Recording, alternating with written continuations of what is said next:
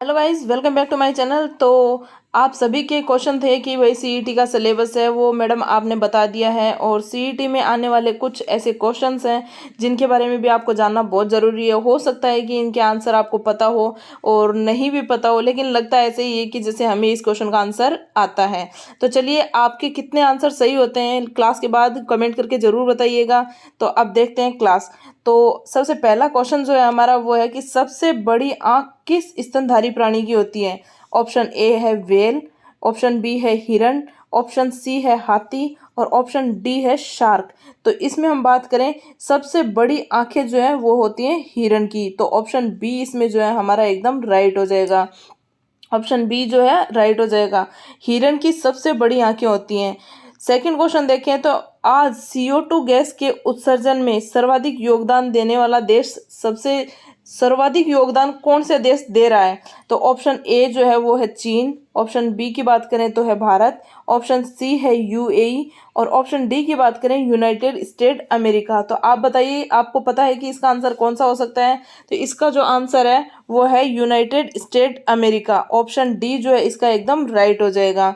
इसके बाद बात करें हम क्वेश्चन नंबर 3 की, तो किस उद्योग में अभ्रक कच्चे माल के रूप में प्रयुक्त किया जाता है। ऑप्शन ए है जिप्सम, ऑप्शन बी है विद्युत, ऑप्शन सी है तांबा और ऑप्शन डी है जो है सीसा। तो इसमें आप बताइए कि कौन सा आंसर जो है एकदम सही है। तो ऑप्शन बी विद्युत जो है वो इसका आंसर सही होगा। तो ऑप्शन बी जो है वो एकदम राइट आंसर होगा। ऑप्शन क्वेश्चन नंबर 3 हो गया। इसके बाद चलते हैं क्वेश्चन 4 की ओर। तो विद्युत प्रेस का आविष्कार किसने किया था। विद्युत प्रेस का आविष्कार किसने किया था भाई, बताइए सब लोग। ऑप्शन ए है आइंस्टीन, ऑप्शन बी है फेराडे, ऑप्शन सी जो है वो है हेनरी शीले और ऑप्शन डी है वो न्यूटन। तो आप लोगों को सभी को पता होगा इसका आंसर। तो और अगर नहीं पता है तो कमेंट में पूछिएगा, और पता है तो कमेंट में आंसर जरूर दीजिएगा। इसका जो राइट ऑप्शन है वो है ऑप्शन सी, हेनरी शीले। हेनरी शीले ने जो है विद्युत प्रेस का आविष्कार किया था। क्वेश्चन 5 की ओर चल रहे हैं। तो तांबा मतलब कॉपर, कॉपर का जो शत्रु तत्व होता है वो कौन सा होता है। ऑप्शन ए की बात करें सिलिकॉन, ऑप्शन बी जो है वो है गंधक, ऑप्शन सी है कार्बन और ऑप्शन डी है वो जिप्सम। तो इसमें शत्रु तत्व पूछा भाई, शत्रु तत्व कौन सा है, मतलब कि इसके साथ मिलके क्रिया कौन कर सकता है और कौन नहीं कर सकता। तो इसमें जो राइट आंसर आएगा वो है बी। ऑप्शन बी जो है इसका राइट आंसर है। गंधक जो है वो कॉपर का शत्रु तत्व है। इसके बाद आगे चलते हैं, छठा क्वेश्चन। दाब बढ़ाने पर जल का क्वथनांक में क्या फर्क पड़ता है भाई। दाब बढ़ाने पर मतलब मान लीजिए पानी है या फिर कोई भी लिक्विड चीज है, उसका हम दाब बढ़ाएंगे, मतलब उसके ऊपर अगर हम प्रेस करेंगे तो उसका क्या होगा, वजन घटेगा, मतलब दाब घटेगा, बढ़ेगा या कोई परिवर्तन नहीं होगा, या फिर इनमें से कोई भी ऑप्शन नहीं होगा। तो बात करें हम कि जल का क्वथनांक मतलब उसके एरिया में क्या फर्क आएगा, तो उसका एरिया जो है वो बढ़ जाएगा, मतलब ऑप्शन बी। ऑप्शन बी जो है इसमें राइट आंसर है। दाब बढ़ाएंगे तो जल का क्वथनांक जो है वो बढ़ जाएगा। इसके बाद अगले क्वेश्चन की ओर चलते हैं। रेडियो एक्टिविता की खोज किसने की थी भाई, रेडियो एक्टिविता की खोज किसने की थी। ऑप्शन ए है वो है Newton, option B Henry Becquerel, option C है फेराडे और ऑप्शन डी है वो है इनमें से कोई नहीं। तो इसका जो राइट आंसर होगा वो होगा बी, ऑप्शन नंबर बी, मतलब हेनरी बेकुरल। हेनरी बेकुरल ने रेडियो एक्टिविता की खोज की थी। आगे चलें, क्वेश्चन नंबर 8। पानी के अंदर हवा का एक बुलबुला किस तरह बर्ताव करता है, मतलब अगर पानी के अंदर बुलबुला उठ रहा है तो वो किस तरह से बर्ताव करेगा। ऑप्शन ए है उत्तल दर्पण, ऑप्शन बी है अवतल लेंस, ऑप्शन सी है उत्तल लेंस या फिर ऑप्शन डी है इनमें से कोई नहीं। तो इनमें से कौन सा आंसर हो सकता है, आप कमेंट में बताइएगा कि पानी के अंदर हवा का बुलबुला किस तरह से रिएक्ट करेगा, मतलब वो जो है बुलबुला उठेगा तो वो अवतल लेंस की तरह। ऑप्शन बी इसका राइट आंसर हो जाएगा। ऑप्शन बी अवतल लेंस की तरह जो है बुलबुला कार्य करने लगेगा। अब बात करें क्वेश्चन नंबर 9। कौन सा जानवर है वो पूर्णतः अंधा होता है भाई। सबसे मतलब बोलते हैं ना कि कोई जानवर अंधा होता है या फिर किसी को रात में दिखाई देता है, किसी को दिन में दिखाई देता है। तो पूर्णतः मतलब जिसको दिन में भी ना दिखाई दे और रात में भी ना दिखाई दे, पूर्णतः अंधा कौन सा जानवर होता है। ऑप्शन ए है उल्लू, ऑप्शन बी है चमगादड़, ऑप्शन सी है चील और ऑप्शन डी है गिद्ध। तो इनमें से आपको कौन सा आंसर राइट लगता है? भाई चील की हम बात करें तो चील को भी दिखाई देता है, गिद्ध की बात करें तो गिद्ध को भी दिखाई देता है। बात कर सकते हैं हम उल्लू की, तो उल्लू को क्या है, रात में दिखाई देता है, सिर्फ दिन में नहीं दिखाई देता। और जो चमगादड़ है, चमगादड़ पूर्णतः अंधा होता है, मतलब इसे ना तो रात में दिखाई देता है और ना ही दिन में दिखाई देता है। तो ऑप्शन नंबर बी इसका राइट आंसर हो जाएगा। चमगादड़ को पूरी तरह नहीं दिखाई देता है। क्वेश्चन नंबर 10 की हम बात करें कि वनस्पति विज्ञान के जनक किसे कहा जाता है? वनस्पति विज्ञान के जनक किसे कहा जाता है? ऑप्शन ए है मेंडल, ऑप्शन बी है थियोफ्रेस्टस, ऑप्शन सी है क्रायोफर्स्ट या फिर डी ऑप्शन है इनमें से कोई नहीं। तो इसका आंसर कौन सा हो सकता है? ऑप्शन नंबर बी थियोफ्रेस्टस इसका जो है राइट आंसर हो जाएगा। वनस्पति विज्ञान के जनक जो है थियोफ्रेस्टस थे। इसके बाद हम बात करें क्वेश्चन नंबर 11 की कि निम्नलिखित में से किसकी ध्वनि में चाल सबसे अधिक होगी? भाई हवा में हम बात करें कि ध्वनि की चाल सबसे अधिक होती है, या फिर ऑप्शन बी तांबे में अधिक होती है, या फिर ऑप्शन सी इस्पात में सबसे अधिक होती है, या फिर ऑप्शन नंबर डी जिप्सम में सबसे अधिक होती है। भाई सबको पता है कि बात करेंगे या मतलब कोई भी ध्वनि होगी तो हवा के बिना तो वो पूर्णतः कभी कंप्लीट नहीं होगी। तांबे की बात करें तो तांबे में भी जो है ध्वनि का प्रवाह होता है, इस्पात में भी होता है और जिप्सम में भी होता है, पर सबसे अधिक की इसमें बात की है तो वो सबसे अधिक जो है इस्पात में। मतलब कि अगर हम किसी मतलब तांबा का जो बर्तन है उसको कभी बजा के देखिएगा, या फिर जो लोहे का कोई आइटम है इसको बजा के देखिएगा, तो सबसे ज़्यादा जो है वो इस्पात में मतलब लोहे में ध्वनि की चाल सबसे अधिक होती है। तो ऑप्शन नंबर सी जो है इसका राइट आंसर हो जाएगा। क्वेश्चन नंबर 11 की बात हो चुकी है, अब बात करते हैं क्वेश्चन नंबर 12 की। क्वेश्चन नंबर 12 है कि मानव खोपड़ी मतलब मानव खोपड़ी में कुल कितनी हड्डियां होती हैं? भाई ध्यान से पढ़िएगा क्वेश्चन को। मानव हड्डी पूछा है, मानव खोपड़ी पूछा है, मानव ऑप्शन नंबर बी है 30, या ऑप्शन नंबर सी है 210, या फिर ऑप्शन नंबर डी है 32।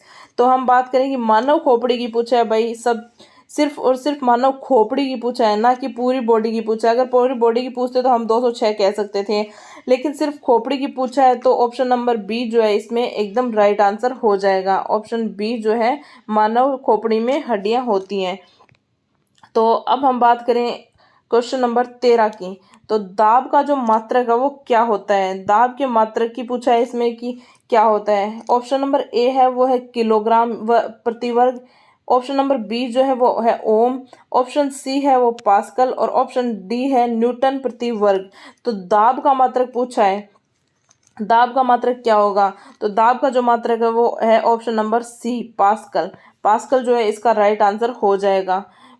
इसके बाद हम बात करें क्वेश्चन नंबर 14 की कि एल्यूमिनियम किस खनिज से प्राप्त की जाती है? भाई एल्यूमिनियम किस खनिज से प्राप्त की जाती है पूछा गया है कि एल्यूमिनियम को हम किस चीज़ से प्राप्त कर सकते हैं। ऑप्शन नंबर ए है मैग्नीशियम, ऑप्शन नंबर बी है इस्पात, ऑप्शन नंबर सी है कैल्शियम और ऑप्शन नंबर डी है वो है बॉक्साइड। तो एल्यूमिनियम की खोज का पूछा है, भाई एल्यूमिनियम की खोज, एल्यूमिनियम की खनिज किस खनिज से प्राप्त कर सकते हैं, मतलब किस किस चीज़ से हम प्राप्त कर सकते हैं एल्यूमिनियम को? तो हम ना ही तो मैग्नीशियम से प्राप्त कर सकते हैं, ना ही इस्पात से प्राप्त कर सकते हैं, ना ही कैल्शियम से प्राप्त कर सकते हैं, और हम सिर्फ और सिर्फ बॉक्साइड से जो है वो है एल्यूमिनियम प्राप्त कर सकते हैं। बॉक्साइड जो खनिज है उससे एल्यूमिनियम की प्राप्ति होती है। तो ऑप्शन नंबर डी जो है वो राइट आंसर हो जाएगा। इसके बाद हम बात करें क्वेश्चन नंबर 15। तो महासागर की गहराई मापने में किसका प्रयोग किया जाता है? भाई महासागर की जो गहराई है वो मापने में किससे क्या प्रयोग किया जाता है? ऑप्शन नंबर ए है किलोमीटर में, ऑप्शन बी है आइसोमीटर में, ऑप्शन सी है ओडोमीटर में, या ऑप्शन डी है फेदोमीटर में। तो इसमें गहराई पूछा है कि गहराई किस चीज़ से हम माप सकते हैं, तो ऑप्शन नंबर डी जो है फेदोमीटर, इससे हम जो है महासागर की गहराई नाप सकते हैं। तो ऑप्शन नंबर डी जो है इसमें एकदम राइट आंसर हो जाएगा। क्वेश्चन नंबर 16 की हम बात करें तो भाई सोडियम हाइड्रोक्साइड का पीएच मान कितना होता है? मतलब सोडियम हाइड्रोक्साइड का पीएच मान पूछा है कि सोडियम हाइड्रोक्साइड का पीएच मान कितना हो सकता है। Option number A 14, option number B 7 से कम, ऑप्शन नंबर सी 14 से अधिक, या ऑप्शन नंबर डी उदासीन। उदासीन का मतलब तो जीरो हो जाता है कि भाई इसका जो पीएच मान है वो कुछ नहीं होगा। तो ऑप्शन नंबर डी तो बिल्कुल नहीं हो सकता, क्योंकि कोई भी चीज़ हो उसका पीएच मान जरूर होता है। तो इसका जो पीएच मान होगा वो ऑप्शन नंबर ए होगा, भाई 14 सोडियम हाइड्रोक्साइड का पीएच मान होगा। इसके बाद आगे हम बात करें क्वेश्चन नंबर 17। तो इमली में कौन सा अम्ल पाया जाता है, इमली में कौन सा अम्ल होता है। तो इमली के अम्ल की बात की जा रही है तो ऑप्शन नंबर ए जो है वो है क्लोरिक अम्ल, ऑप्शन नंबर बी है नाइट्रिक अम्ल, ऑप्शन नंबर सी है टार्ट्रिक अम्ल और ऑप्शन नंबर डी है साइट्रिक अम्ल। तो इसमें हम बात करें कि अम्ल की, अम्ल जो है वो इमली में है वो टार्ट्रिक अम्ल पाया जाता है, मतलब कि सी जो ऑप्शन है वो एकदम राइट आंसर होगा। इमली में अम्ल पाया जाता है टार्ट्रिक अम्ल। अब पूछा जाए कि सिरका में कौन सा अम्ल होता है, भाई पहले इमली का पूछा था, अब पूछा जा रहा है सिरका, सिरका में कौन सा अम्ल पाया जाता है। ऑप्शन नंबर ए है फास्फोरिक अम्ल, ऑप्शन नंबर बी है नाइट्रिक अम्ल, ऑप्शन नंबर सी है एसिटिक अम्ल और ऑप्शन नंबर डी है साइट्रिक अम्ल। इसमें बात करें कि सिरका पूछा गया है तो सिरका में जो है एसिटिक अम्ल पाया जाता है, मतलब कि सी ऑप्शन जो है वो एकदम राइट आंसर हो जाएगा। आगे हम बात करें क्वेश्चन नंबर 19, मतलब मानव शरीर में फेफड़ा किस आकार का होता है। इसमें भाई फेफड़े का आकार पूछा गया है, फेफड़े का आकार आयताकार होता है या शंकु आकार होता है या फिर बेलनाकार होता है या फिर इनमें से कोई नहीं होता है। तो मानव शरीर का फेफड़ा किस आकार का होता है, भाई ये क्वेश्चन तो सबको पता होगा, कमेंट में जरूर इसका आंसर सब लोग बताएंगे। तो मानव शरीर के फेफड़े का जो आकार है वो शंकु आकार होता है, option number B, option number B जो है इसका राइट आंसर हो जाएगा। आगे हम बात करें क्वेश्चन नंबर 20, रक्त में ग्लूकोज की मात्रा को कौन नियंत्रित करता है। भाई रक्त में ग्लूकोज की मात्रा को कौन नियंत्रित करेगा, तो ऑप्शन ए है इंसुलिन, ऑप्शन बी है थायराइड, ऑप्शन सी है यकृत या फिर ऑप्शन डी है बड़ी आंत। तो रक्त में ग्लूकोज की मात्रा पूछा है, क्वेश्चन को ध्यान से पढ़िएगा। तो रक्त में जो ग्लूकोज की मात्रा है उसको ऑप्शन नंबर ए जो है वो नियंत्रित करता है, मतलब इंसुलिन जो है उसको नियंत्रित करता है। इसके बाद हम बात करें क्वेश्चन नंबर 21 की, तो क्वेश्चन नंबर 21 जो है वो है हाइड्रोजन की खोज किसने की थी। भाई हाइड्रोजन की खोज किसने की थी, ऑप्शन नंबर ए है राइट ब्रदर्स, ऑप्शन बी है केवेंडिश, ऑप्शन सी है अल्वा एडिसन या ऑप्शन डी है मेडल। तो हाइड्रोजन की खोज पूछी गई है तो ऑप्शन नंबर बी जो है वो इसमें एकदम सही आंसर हो जाएगा, मतलब केवेंडिश है उसने जो है हाइड्रोजन की खोज की थी। इसके बाद बात करें, इसके बाद बात करें क्वेश्चन नंबर 22। क्वेश्चन नंबर 22 जो है वो पूछा जा रहा है कि इंद्रधनुष के बीच का रंग कौन सा होता है। ये सारे आपको पता है कि इंद्रधनुष के रंग हैं, मतलब ऑप्शन ए जो है वो बैंगनी, ऑप्शन बी है वो जामुनी, ऑप्शन सी है वो हरा और ऑप्शन डी है आसमानी। पर इसमें क्या पूछा गया है, बीच का रंग। अब इसमें बीच का रंग पूछा गया है, बीच का रंग इसमें कौन सा होता है, तो ऑप्शन नंबर सी, मतलब हरा रंग जो है वो बीच का रंग होता है, इंद्रधनुष के बीच का रंग पूछा गया है तो ऑप्शन सी जो है इसमें राइट आंसर हो जाएगा। इसके बाद हम बात करें क्वेश्चन नंबर 23। क्वेश्चन नंबर 23 पूछा गया है कि हार्मोन शब्द किसने दिया है। हार्मोन शब्द भाई किसने दिया है, जिसको पता है वो कमेंट में उत्तर बताओ। तो ऑप्शन नंबर ए जो है वो है फेराडे, ऑप्शन बी है बेलिस एवं Starling, option C Wright brothers और ऑप्शन डी है आइंस्टीन। तो इसका जो सही आंसर है वो है option number B, option number B Bayliss एवं स्टारलिस ने है जो है हार्मोन शब्द दिया था, इसका राइट आंसर बी हो जाएगा। अब आगे चलें क्वेश्चन नंबर 24, तो डायनामाइट का आविष्कार किसने किया था। भाई डायनामाइट का आविष्कार किसने किया था, किस किस को पता है, अगर जिसको पता है वो कमेंट में आंसर बताइए। ऑप्शन नंबर ए जो है वो है राइट ब्रदर्स, ऑप्शन बी है बेलिस एवं स्टारलिस, ऑप्शन सी है वो है फेराडे और ऑप्शन डी जो है वो है Alfred Nobel. Alfred Nobel, dynamite का आविष्कार जो है वो इन्होंने किया था, अल्बर्ट नोबेल ने, अल्फ्रेड नोबल ने इस डायनामाइट का आविष्कार किया था और इसी के लिए इनको जो है नोबल पुरस्कार भी दिया गया था। भाई डायनामाइट का आविष्कार किया और एक नोबल पुरस्कार मिला गया, इसलिए इनको डायनामाइट का आविष्कारक कहा जाता है। क्वेश्चन नंबर 25 की हम बात करें तो आकाश के नीले दिखाई देने के पीछे क्या कारण है। भाई आकाश नीला होता नहीं है एक्चुअली, पर वो हमें दिखाई क्यों देता है नीला, इसका जो कारण है वो क्या होता है। भाई प्रकाश का जो परिवर्तन है या तो उसके कारण दिखाई देता है, या प्रकाश का अपवर्तन है उसके कारण, या प्रकाश के प्रकीर्णन के कारण, इनमें से कोई नहीं। तो आपको पता होगा कि प्रकाश का प्रवर्तन है उसके कारण भी जो है आकाश नीला नहीं दिखाई देता है, ना ही प्रकाश के अपवर्तन के कारण दिखाई देता है। प्रकाश का जो प्रकीर्णन होता है ना उसके कारण जो है आकाश नीला दिखाई देता है, क्योंकि प्रकीर्णन क्या है कि किरणों को फैलाने का काम करता है, और किरणों को फैलाने का काम करेगा तभी हमें आकाश नीला दिखाई देगा। इस तरह से आप देख सकते हैं आकाश के नीले दिखाई देने का कारण। अब हम बात करें विद्युत धारा के प्रवाह का मात्रक क्या होता है। विद्युत धारा के प्रवाह का क्या मात्रक होता है। ऑप्शन ए है वो है ओम, ऑप्शन बी है वो है वाट, ऑप्शन सी है वोल्ट, या ऑप्शन डी है हॉर्स पावर। ऑप्शन सी जो है इसमें राइट आंसर होगा, वोल्ट जो है विद्युत धारा के प्रवाह का मात्रक है। भाई सी ऑप्शन जो है इसमें राइट आंसर होगा। अब आप देखिए कि विद्युत धारा के प्रवाह का मात्रक पूछा है, मतलब कि आपके घरों में जो बिजली आती है उसमें भाई एक जगह से दूसरी जगह बिजली पहुंचाने के लिए किस प्रवाह धारा का मात्रक जो होता है वो उसके लिए पूछा जाए क्या प्रवाह होता है, तो वो वोल्ट के कारण प्रवाह होता है, वोल्ट के कारण विद्युत धारा प्रवाह होती है। क्वेश्चन नंबर 27 की हम बात करें तो जो है यूरिया अधिकतम मात्रा में किस में पाई जाती है, मतलब यूरिया के बारे में पूछा गया है कि किस में अधिकतम पाई जाती है। क्वेश्चन को अच्छे से पढ़िएगा, कहीं आप गलत उत्तर ना दे दें कि अधिकतम पूछा है ना कि न्यूनतम। तो ऑप्शन नंबर ए जो है वो है अमोनियम क्लोराइड, ऑप्शन बी है वो पोटेशियम, ऑप्शन सी है मूत्र, या ऑप्शन डी है नाइट्रोजन। इसमें सबसे अधिक जो मात्रा में यूरिया पाई जाती है वो है मूत्र में पाई जाती है। ऑप्शन सी जो है इसका राइट आंसर हो जाएगा, सी जो है राइट आंसर हो जाएगा। यूरिया अधिकतम मात्रा में सिर्फ मूत्र में पाई जाती है। क्वेश्चन नंबर 28 की हम बात करें कि स्थायी कठोरता किससे दूर की जाती है। भाई ये पूछा गया स्थायी कठोरता भाई किससे दूर की जाती है। ऑप्शन ए है अमोनियम कार्बोनेट, ऑप्शन बी है पोटेशियम कार्बोनेट, ऑप्शन सी है सोडियम कार्बोनेट, और ऑप्शन डी है नाइट्रोजन कार्बोनेट। तो सारे ये एक ही चीज़ें की पूछा गया है कि स्थायी कठोरता किससे दूर होती है। भाई स्थायी कठोरता है वो है सोडियम कार्बोनेट से दूर होती है।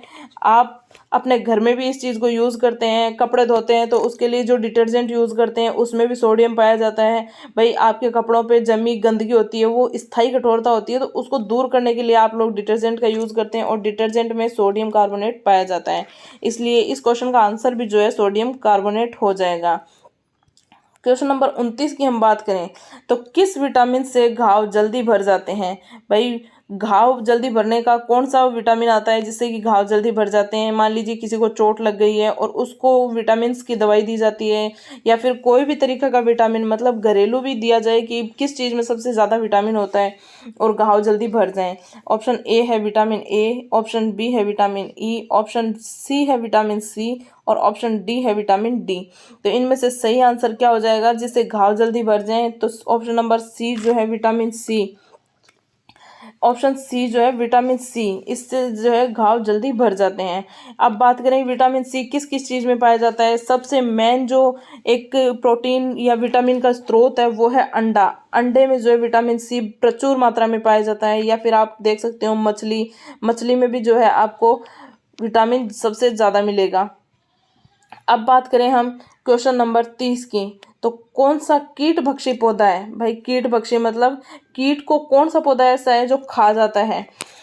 ऑप्शन नंबर ए है वो है वल्गेरिस, ऑप्शन बी है मैग्निफेरा इंडिका, ऑप्शन सी है स्ट्रॉबेरी फ्रेगारिया, ऑप्शन जो डी है वो है नेपेंथस।